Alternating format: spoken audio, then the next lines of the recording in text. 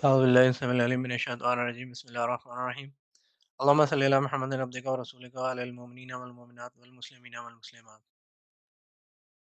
मैं एयरपोर्ट पे भी काफ़ी फ़ासले पर था। मैंने जल्दी से बस से निकलकर तकरीबन दौड़ते हुए एक टैक्सी वाले के पास पहुँचा और उसे कहा कि मुझे जल्दी से एयरपोर्ट ले चलो। मुश्किल ये थी कि सुबह का वक़्त था और हाईवे पर बहुत ज़्यादा ट्रैफ़िक थी। टैक्सी ड्राइवर सोमाली मुसलमान था।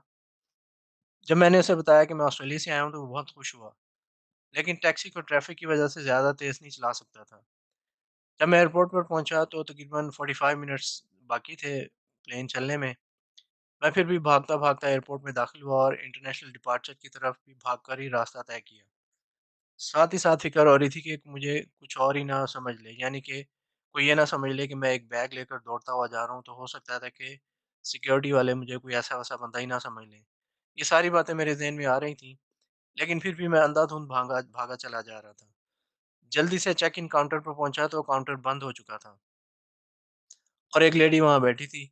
मैंने इसे बताया कि मुझे फ़्लाइट पकड़नी है, तो उसने बताया कि काउंटर तो बंद हो चुका था, लेकिन साथ ही इसने मुझे कहा कि टर्मिनल के अंदर जाकर वहाँ स्टेशन इंचार्ज होगा, इससे बात कर लो। अगर वो मान जाए तो फ़्लाइट पर बोर्ड हो सकते हो। मैंने फिर भागना शुरू कर दिया और अब इमिग्रेशन और बॉडी चेकअप वगैरह के मराहिल थे, वो भी जल्दी से इस वजह से हो गए कि रश बिल्कुल भी नहीं था और मेरे पास सिर्फ़ एक हैंडबैग ही था और कोई बुक कराने वाला सामान भी नहीं था। एयरपोर्ट काफ़ी बड़ा था और मुसलसल भागने से मेरी साँस भी काफ़ी फूल गई थी। अभी जिस टर्मिनल पर मुझे जाना था वो किधर गया, नज़र ही नहीं आ रहा था। दोबारा फिर वापस भागा, मैं उस टर्मिनल से भागते-भागते आगे ही निकल गया और अब मैं जब मैं वापस आहिस्ता-आहिस्ता मैंने टर्मिनल के नंबर देखने शुरू किए, तो फिर मुझे अपना टर्मिनल नज़र आ गया। घबराहट और जल्दी में मैं अपने टर्मिनल से आगे निकल गया था। स्टेशन इंचार्ज मुझे वहीं खड़ा हुआ मिल गया। मैंने उसे बताया कि ये मेरी फ़्लाइट है और मैं वाशिंगटन डीसी से सफ़र करता हुआ वहाँ पहुँचा हूँ। अगरचे स्टेशन इंचार्ज अच्छा बंदा था और मेरे साथ अच्छी तरह बात कर रहा था, लेकिन इसने बताया कि फ़्लाइट चलने में 25 मिनट से भी कम वक़्त रह गया था और जहाज़ के दरवाज़े अब बंद हो चुके थे होने वाले थे। इसने कहा कि अगर मैं 40-45 मिनट्स पहले पहुँच जाता तो फिर भी प्लेन में बैठने की इजाज़त हो सकती थी। मैं 40-45 मिनट्स पहले ही पहुँचा था, लेकिन एयरपोर्ट के बाहर। ग्रेहाउंड बस स्टेशन का मैनेजर। अंदर प्लेन के टर्मिनल तक आने में मुझे 20-25 मिनट्स लग गए थे और फिर मेरी फ़्लाइट भी मिस हो गई। मैंने इब्रार से राब्ता किया और उसे बताया कि किस तरह से बस के ड्राइवर की लापरवाही से मेरी फ़्लाइट मिस हो गई थी। अगली फ़्लाइट 24 घंटे के बाद थी, यानी कि उसी टाइम पर, लेकिन अगले दिन नेक्स्ट डे। अब मैं सोच में पड़ गया कि कल तक का टाइम कहाँ गुज़ारूँ। सोचा कि किसी होटल में ही च जाया जा सकता था, लेकिन होटल में जाने से पहले मेरे ज़हन में ख़्याल आया कि क्यों ना ग्रे हाउंड बस वालों को शिकायत की जाए कि मेरी फ़्लाइट इनके बस ड्राइवर की लापरवाह ड्राइविंग की वज़ह से मिस हो गई थी। ये ख़्याल आते ही मैंने ऑपरेटर से ग्रे हाउंड बस स्टेशन के मैनेजर का नंबर मालूम किया। नंबर लेने के बाद मैंने जब फ़ोन किया तो पता चला कि मैनेजर ही बोल रहा था। आवाज़ से कोई ब्लैक अफ्रीकन काला ही लगता था। मैंने इसे बताया कि मैं वाशिंगटन डीसी से वहाँ तक का सफ़र करके पहुँचा और टाइम टेबल के मुताबिक ग्रेहाउंड बस को जो कि वाशिंगटन डीसी से चल के मिनियापोलिस पहुँची थी, उसको 6-7 घंटे में मिनियापोलिस के शहर में पहुँचना चाहिए था। लेकिन ड्राइवर की लापरवाह ड्राइविंग की वज़ह से सिर्फ़ डेढ़ घंटा पहले ही पहुँचा था। मैंने अपनी टिकट नंबर और बस का स्केड्यूल वग़ैरह भी उसको मैनेजर को बता दिया। वो मैनेजर मेरी बात सुनता रहा खामोशी से। जब मैंने बात ख़त्म की तो उसने एक लफ़्ज़ बोले बगैर फ़ोन बंद कर दिया। मैं हैरान रह गया कि ये कैसा मैनेजर था जो कि खामोशी से मेरी सारी बातें सुनता रहा और फिर बगैर कुछ कहे फ़ोन बंद कर दिया। मैं अपसेट हो गया था, लेकिन कुछ भी नहीं कर सकता था। अब मैंने सोचा कि वक़्त ज़ाया करने की बजाय मुझे किसी होटल में रहने का खुद ही इंतज़ाम करना चाहिए। मैं 3 दिन से सफ़र में था और बस ही में नींद पूरी कर लेता था, जो कि ज़ाहिर है कि आराम करने का तरीका नहीं था। लेकिन मुझे गुस्सा आ गया था कि इस मैनेजर ने मेरी कॉल क्यों काट दी। वो मेरी बात का जवाब तक भी नहीं दिया। ये ख़्याल आते ही मैंने दोबारा फ़ोन किया इसी नंबर पर। इस मर्तबा कोई मुख़्तलिफ़ आवाज़ थी। मैंने इसका नाम पूछा और फिर अपनी सारी कहानी दोबारा से इसको उस दूसरे बंदे को बताई। पता नहीं वो दूसरा बंदा था या कि वही पहले वाला था और आवाज़ बदल के मुझसे बात कर रहा था। दूसरा बंदा मेरी बातों में हाँ-हूँ करता रहा और फिर इसने भी वही किया जो कि पहले मैनेजर ने किया था। यानी कि बगैर कुछ कहे फ़ोन बंद कर दिया। हालाँकि उसने मेरी पूरी बात सुनी, लेकिन अपनी बात करने से पहले उसने फ़ोन ही बंद कर दिया। मैं सोच रहा था कि ये क्या हो रहा है, यानी कि मैनेजर लेवल के लोग मेरी बात का जवाब ही नहीं दे रहे थे और वो अमेरिका की बहुत बड़ी ट्रांसपोर्ट कंपनी यानी कि ग्रेहाउंड में मैनेजर थे। अब तो मुझे पक्का यकीन हो गया कि ये ऐसे ही थकी हुई कंपनी थी जिसके कोई उसूल ना थे और वो सिर्फ़ पैसे बनाने की कंपनी थी और इनको अपनी गलतियों का कोई एहसास नहीं था। मेरा ख़्याल इस कंपनी के बारे में शुरू से बहुत अच्छा था, लेकिन ये जो कुछ साथ हो रहा था, इससे मेरा तस्वर इस कंपनी के बारे में बिल्कुल ही उलट हो गया था। मैं ये नहीं कह रहा था कि मुझे रात किसी होटल में ठहराने से वो कंपनी अच्छी कंपनी हो सकती थी। मैं चाहता था कि कम से कम मुझे जवाब तो दिया जाए, चाहे इनकार ही कर दें कि हमारी गलती नहीं थी या कुछ और था। लेकिन 2 मर्तबा कॉल करने पर मेरी बात दोनों मर्तबा सुनी गई, लेकिन जवाब दिए बगैर कॉल काट दी गई। इस बात से मुझे काफ़ी बेचैनी और फ्रस्ट्रेशन हो रही थी। फिर मैं उधर ही एयरपोर्ट के टर्मिनल पर बैठ गया और पुरसुकून होने की कोशिश करने लगा। वो 1-2 घंटे के बाद मैंने बाहर जाकर किसी होटल में रहने का इंतज़ाम करने का इरादा किया। एक मर्तबा मेरे दिल में ख़्याल आया कि क्यों ना फिर फ़ोन खड़का दिया जाए। चलो थोड़ी एन्जॉयमेंट ही सही। मुझे पता था कि मेरे कॉल करने का कोई नतीजा नहीं निकलना, लेकिन फिर भी मैंने ना चाहते हुए भी ग्रेहाउंड बस स्टेशन पर तीसरी मर्तबा कॉल मिला ही ली। इस मर्तबा किसी लेडी ने फ़ोन अटेंड किया। मैंने इससे भी इसका नाम पूछा और वही अपनी स्टोरी तीसरी मर्तबा सुना दी और इसको बताया कि बस का स्केड्यूल देख ले, कि जिस बस पर मैं मिनियापोलिस आया था, इसको 6-7 घंटे पहले पहुँचना था, लेकिन बस ड्राइवर की कोताही और सुस्ती की वजह से डेढ़ घंटे पहले ही पहुँचा था, जिसकी वजह से मेरी फ़्लाइट मिस हो गई थी। इस लेडी ने, जो कि आवाज़ से ही ब्लैक अफ्रीकन लगती थी लेकिन जवान थी, मेरी बात को गौर से सुना और चंद एक बातें पूछी टिकट वगैरह की, जो कि पहले ही मेरे हाथ में थी। तो मैंने फ़ौरन इस लेडी को बता दी। इसको मैंने कहा कि चूँकि तुम्हारे ड्राइवर की गलती की वजह से मेरी फ़्लाइट मिस हो गई थी, इसलिए मेरे लिए किसी होटल वगैरह में रहने का बंदोबस्त किया जाए और मेरे एयरपोर्ट आने-जाने का टैक्सी वगैरह का फेयर और किराया भी दिया जाए। इस लेडी ने शुक्र है कि फ़ोन बंद नहीं किया और मुझे कहा कि टैक्सी लेकर वापस बस स्टेशन पहुँच जाओ। वो मेरे लिए होटल में रिहाइश का इंतज़ाम करेगी। मुझे इसकी बातों पर यकीन ही नहीं आ रहा था। मैंने दोबारा कन्फर्म करने के लिए पूछा कि टैक्सी 3 मरतबा का किराया भी मुझे चाहिए। इसने कहा कि जब मैं बस स्टेशन पर पहुँचकर इससे मिलूँगा तो वो सब इंतज़ाम कर देगी। मैं तो बहुत खुश हो गया। इससे मैंने जो बात सीखी वो ये थी कि परसेवरेंस, यानी कि किसी चीज़ के पीछे पड़ जाना और काम करवा के ही दम लेना। मैं बार-बार फ़ोन करता रहा और 2 मरतबा बिल्कुल ही अच्छा जवाब नहीं मिला, लेकिन मैंने हिम्मत नहीं हारी और लगा रहा, यहाँ तक कि अल्लाह करीम ने मेरा काम करवा ही दिया। मैं फ़ौरन से पेशतर एयरपोर्ट से बाहर आकर टैक्सी में बैठा और ग्रेहाउंड बस अड्डे की तरफ रवाना हो गया। बस स्टेशन पहुंचकर मैंने इस मैनेजर लड़की से मुलाकात की, तो वो खूबसूरत काफ़ी काली लड़की थी। ख़ास तौर पर इसकी जवानी इसको खूबसूरत बनाने में जाज़िब नज़र आ रही थी। बड़ी अट्रैक्टिव लड़की थी। थी तो काली, लेकिन बड़ी अट्रैक्टिव थी। बड़े अच्छे तरीके से मिली और मुझसे माज़रत की कि मुझे तकलीफ़ उठाना पड़ी। कोई आदमी मैनेजर होता तो मैं शायद उसको 2-4 सुना देता।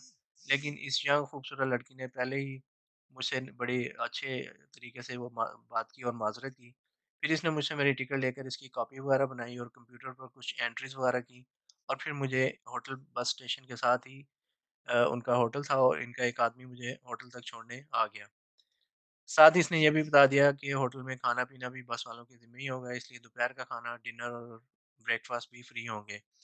इसके अलावा कॉफ़ी, चाय वगैरह भी ले सकता था। मैं इस सब को एक ख्वाब समझ रहा था कि ये वाक़ई मुझे कुछ कहा जा रहा था। होटल जाने से पहले लड़की ने मुझसे टैक्सी की रसीद माँगी, जो कि मैंने उसे दे दी। उसने उसी रसीद के पैसे को डबल करके मुझे दे दिए कि सुबह जब मैं एयरपोर्ट पर जाऊँगा, तो इसका भी इसमें फेयर शामिल था।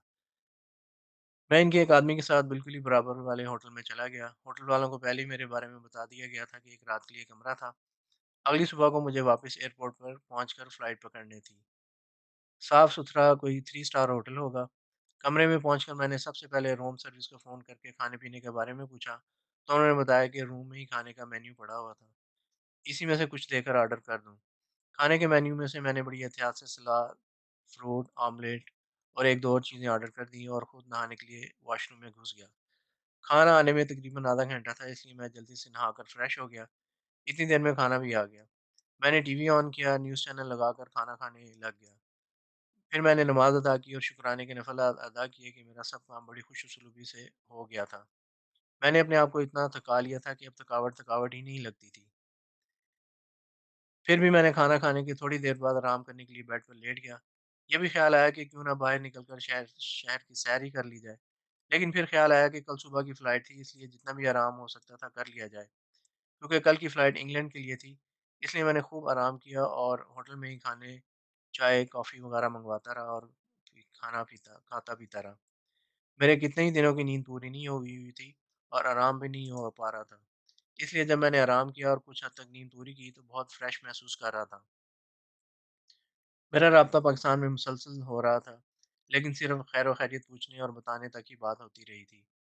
अपने एडवेंचर के बारे में बिल्कुल भी घर में किसी से ज़िक्र तक नहीं किया। मैं होटल से बाहर नहीं निकला और होटल में ही तकरीबन 12 से 18 घंटे सोते, आराम करते, खबरें सुनते और खाते-पीते सारा वक़्त गुज़ारा।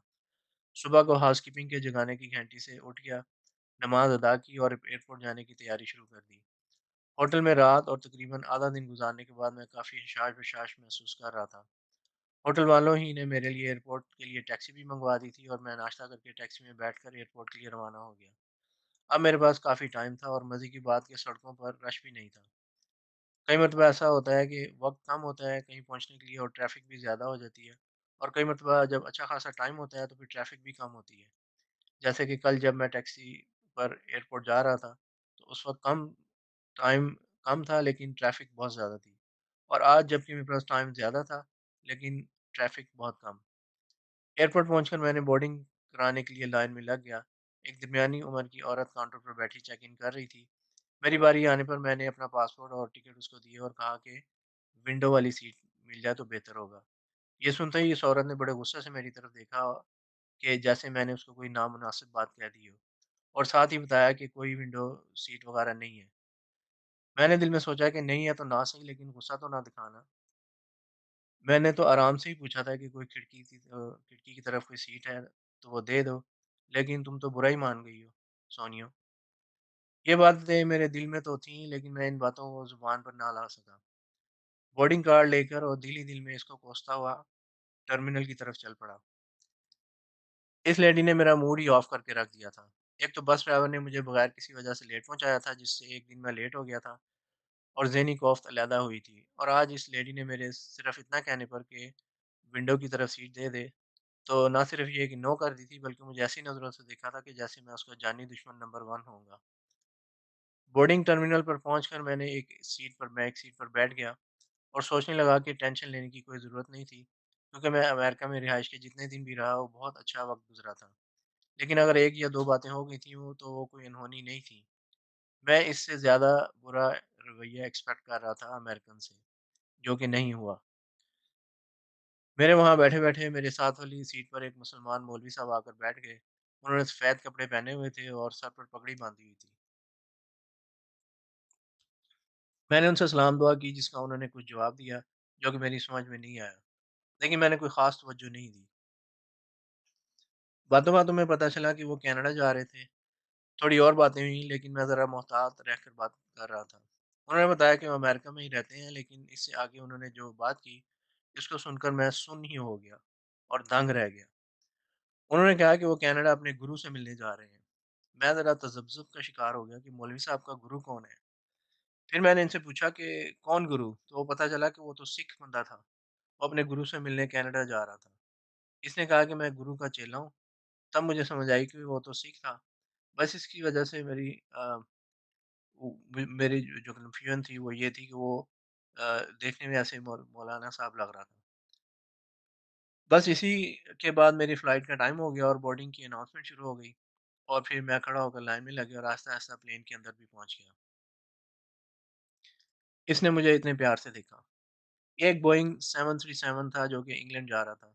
मैंने खिड़की के साथ वाली सीट का उस हसीना को कहा था, लेकिन उसने मुझे बिल्कुल बीच वाली सीट दी थी। हालाँकि जब मैं प्लेन में बैठा तो देखा कि जहाज़ में काफ़ी सीटें खाली थीं और विंडो सीट्स भी काफ़ी वैकेंट थीं। मेरी सीट बिल्कुल दरमियान वाली सीटों में से भी दरमियान वाली सीट उसने उसने मुझे दी थी। मेरे सीधे हाथ की तरफ 2 दरमियानी उम्र के अंग्रेज़ मियाँ-बीवी बैठे हुए थे और मेरे लेफ्ट साइड की सीटें बिल्कुल खाली थी। इवन कि विंडो सीट भी बिल्कुल खाली थी। बहरहाल जब प्लेन में सब मुसाफिर आ गए तो इंस्ट्रक्शंस और अनाउंसमेंट के बाद प्लेन ने रनवे पर दौड़ना शुरू किया। मैं इधर-उधर देखता रहा कि कैसे-कैसे मुसाफिर बैठे हैं। तकरीबन सभी अंग्रेज़ थे। एक मैं ही पाकिस्तानी था। जब प्लेन काफ़ी हाइट पे चला गया तो एयर होस्टेस ने खाना देना शुरू कर दिया। इस मर्तबा मछली नहीं थी, बल्कि चिकन और मटन या बीफ था। जिनमें से मैंने कुछ भी नहीं खाना था। लेकिन मैंने खाने की ट्रे ले ली और इसमें से सैलड, फ्रूट और दूसरी चीज़ें निकाल के खाना शुरू कर दी।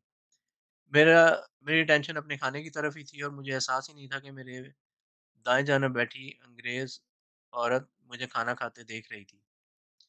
जब इसने देखा कि मैं सिर्फ़ सलाद ही खा रहा हूँ, तो इसने अपनी ट्रे में से भी सारी सलाद मुझे ऑफ़र कर दी, बल्कि ट्रे में डाल दी। मैंने उसकी तरफ देखा तो वो मुस्कुराकर मेरी तरफ देख रही थी और कह रही थी कि ले लो तो तुम तो सिर्फ़ सलाद ही खा रहे हो। ले लो, मेरे पास इनकार की गुंजाइश नहीं थी। इसने मुझे इतने प्यार से देखा और इतने ही प्यार से कहा कि भूखे ना रह जाना। इसकी वज़ह से मेरी भूख ही सारी ख़त्म हो गई थी। लेकिन मैंने शुक्रिया कहकर ले तो ली, लेकिन आखिर तक खाई नहीं। फिर हमने आहिस्ता-आहिस्ता बातें शुरू कर दी। इसने मुझे बताया कि वो और इसका हस्बैंड इंग्लैंड रहते हैं और कल ही अमेरिका आए थे। तो मैंने इससे कहा कि अमेरिका में तुम्हारा और तुम्हारे ख़ावंद का दिल नहीं लगा कि कल ही अमेरिका आए और आज वापस भी जा रहे हो?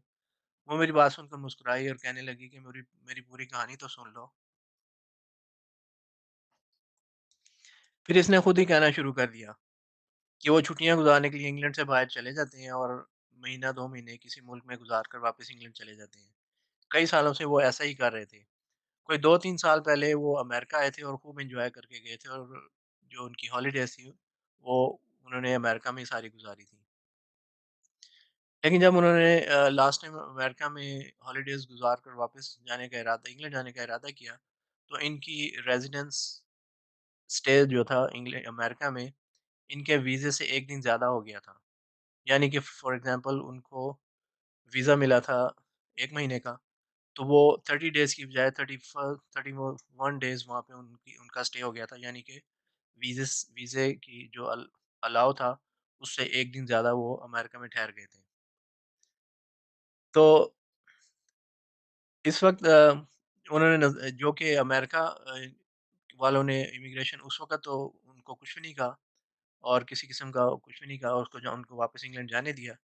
लेकिन इस मर्तबा जब वो उन्होंने अमेरिका आने का प्रोग्राम बनाया और काम से छुट्टियाँ ली, सारा घर बंद कर दिया, बिजली बंद करा दी, गैस बंद करा दी और भी जो लोग मिल्क वगैरह और न्यूज़पेपर वगैरह देते थे, वो भी बंद करा दिए कि जब वो छुट्टियाँ गुजार कर वापस जाएँगे, तो फिर से सब चीज़ें शुरू करा देंगे।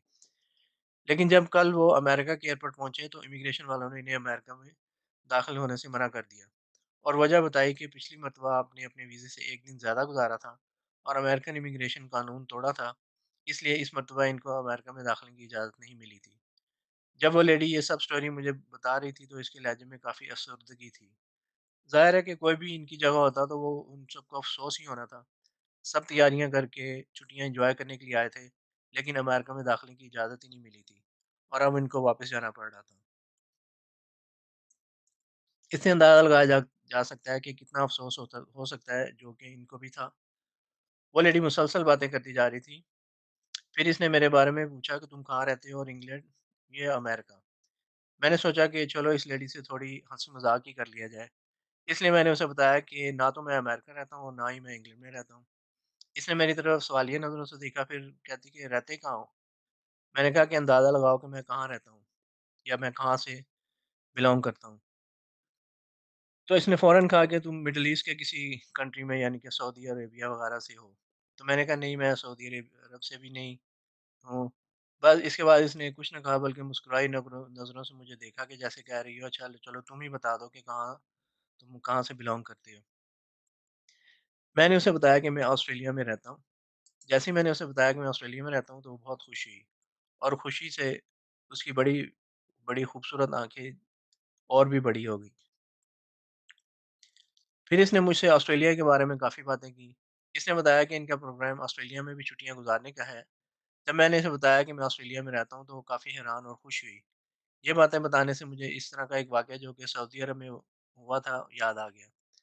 मैं सऊदी अरब के शहर रियाज़ में टीचिंग के पेशे से मुंसलिक हूँ और एक बहुत बड़ी यूनिवर्सिटी में पढ़ाता हूँ। एक दिन मैं बीमार हो गया, तो एक क्लिनिक में डॉक्टर को दिखाने के लिए मेडिसिन लेने के लिए गया। रिसेप्शन पर बैठी लड़की जो कि शायद सऊदी थी, इससे मैंने बात की और पूछा कि कोई फ़िज़िशियन वग़ैरह है जिसको मैं दिखा सकूँ। तब इस लड़की ने मेरी तरफ देखे बगैर कहा कि उधर सीट पर बैठ जाओ। लेकिन इसके अलावा कुछ नहीं कहा। मेरा ख़्याल था कि 5-10 मिनट के बाद मेरी भी बारी आ जाएगी। लेकिन मेरी बारी आने के तकरीबन आधा घंटा हो गया। फिर इस लड़की ने मुझे बुलाया। जब मैंने काउंटर पे इसके पास पहुँचा, तो इसने मेरा अकामा देखने को माँगा। जब मैंने इसे अपना इकामा यानी कि आईडी कार्ड दिखाया तो वो तकरीबन उछल पड़ी और ज़ोर से बोली कि तुम ऑस्ट्रेलिया रहते हो। पहले तो अरबी में बोल रही थी, लेकिन जब मैं इसने देखा कि मेरे कार्ड पर ऑस्ट्रेलिया की शहरियत लिखी हुई थी, तो फिर इसका रवैया ही मेरे साथ बिल्कुल चेंज हो गया। मुझसे बात करते हुए अब वो मुस्कुरा रही थी, जबकि पहले इसने मेरी तरफ देखना ही गवारा न किया था। मैं हैरान और परेशान था कि लोगों को ऑस्ट्रेलिया जाने और देखने का कितना शौक है। हत्ता कि ऑस्ट्रेलिया से आए हुए शख्स के लिए भी ये लोगों के लिए इज़्ज़त और एहतराम बढ़ जाता है। उधर काउंटर पर खड़े-खड़े इस लड़की का मोबाइल फ़ोन बजना शुरू हो गया। इस लड़की ने फ़ोन का जवाब दिया और मुझे महसूस हो रहा था कि इसकी किसी फ्रेंड का फ़ोन होगा। क्योंकि वो बातें अरबी ज़ुबान में अगरचे कर रही थी, लेकिन जो लफ्ज़ वो मैं साफ़ सुन सकता था, वो ऑस्ट्रेलिया, जिसे मैंने अंदाज़ा लगाया कि अपनी दोस्त को भी मेरे बारे में बता रही थी। जब इसने फ़ोन बंद किया तो खुद मुझे डॉक्टर के कमरे तक छोड़ने आई, जबकि बाकी सबके साथ वो किसी फ़िलिपाइनी नर्स को भेज दे रही थी कि वो मरीज़ को डॉक्टर के पास ले जाए। बहरहाल सऊदी अरब वाला वाक़या मुझे अमेरिका वाला वाक़या लिखते हुए याद आ गया था। प्लेन में बैठी खातून अब मुझसे बेतकल्लफ़ी से बातें कर रही थी। इसके साथ बैठे हुए इसके शौहर ने एक मर्तबा भी मेरी तरफ नहीं देखा और ना ही मुझसे कोई बात की। वो लाताल्लुक़ सा बैठा हुआ था। वैसे भी हम एक लाइन में बैठे हुए थे और वो लेडी मेरे साथ दाएँ जानिब और उसका शौहर उसके भी दाएँ जानिब बैठा हुआ था। इसलिए वो तकरीबन मुझसे दूर ही बैठा था। तकरीबन 10 घंटे की फ़्लाइट थी और मैं सोच रहा था कि चेक इन काउंटर पे जो लेडी बैठी थी, इसने मुझे खिड़की वाली सीट ना देकर अच्छा ही किया था। वरना मैं अकेला बैठा 10 घंटे तक बोर होता रहता। अब ये था कि अब हम कुछ बातें कर लेते थे और फिर कुछ देर के लिए मैं ऊँघता था और शायद फ़िल्में देखने लग जाती थी। मुझे फ़िल्मों में कोई इंटरेस्ट नहीं था। हमारा प्लेन अटलांटिक समुंदर के ऊपर से गुज़र रहा था। प्लेन समंदर के ऊपर तकरीबन 6 घंटे तक फ्लाई करता रहा। मैंने उस वक़्त का भी हिसाब लगा रखा था। उसके मुताबिक मैं प्लेन के पिछले हिस्से में जाकर नमाज़ अदा कर लेता था। एयर होस्टेस वक़्फ़े-वक़्फ़े से कोल्ड ड्रिंक्स वग़ैरह पेश करती रहती थीं। 10 घंटे इस तरह से गुज़र गए और हम लंदन के गेटविक एयरपोर्ट पर लैंड कर गए, इंग्लैंड। मेरे पास एक ही बैग था जो कि मेरे पास ही था, इसलिए मैं अपना एक बैग लेकर इस इंग्लिश लेडी से बाय-बाय करके इमिग्रेशन की तरफ चल पड़ा। वो इंग्लिश लेडी और उसका हस्बैंड अपना सामान लेने के लिए सामान के लेने वाले हिस्से की तरफ चले गए। उससे पहले उस लेडी ने मुझे अपना एड्रेस और फ़ोन नंबर दिया कि मैं ज़रूर उससे मिलने उनके घर आऊँ, जो कि मैंने उसका एड्रेस और फ़ोन नंबर खो जाने की वजह से उनको विज़िट ना कर सका। इमिग्रेशन काउंटर पर लंबी-लंबी लाइनें लगी हुई थी। मैं भी एक लाइन में खड़ा हो गया। उधर एक बूढ़ा-सा आदमी इमिग्रेशन के काउंटर में बैठा हुआ था और थोड़ा आहिस्ता-आहिस्ता इमिग्रेशन का काम कर रहा था। इसके साथ वाले काउंटर पे एक यंग लड़की अंग्रेज़ लड़की बैठी हुई थी और काफ़ी तेज़ी से काम कर रही थी। ये देखकर मैंने लाइन बदली और इस नौजवान इमिग्रेशन लेडी ऑफ़िसर की लाइन में खड़ा हो गया और ये मैंने बहुत बड़ी गलती कर दी थी। मैं आपसे इससे आगे बताऊँगा इंशाअल्लाह ताला कि भई मेरे लाइन चेंज करने से मुझे कितनी बड़ी जो है ना वो मुसीबत का सामना करना पड़ा। तो आप मेरी वीडियो को लाइक करें, सब्सक्राइब करें, कमेंट्स दें और बेल आइकन को प्रेस करें ताकि नेक्स्ट वीडियो जब अपलोड होगी तो आपको उसका पता चल जाएगा। Thank you very much and have a nice day. अस्सलाम वालेकुम।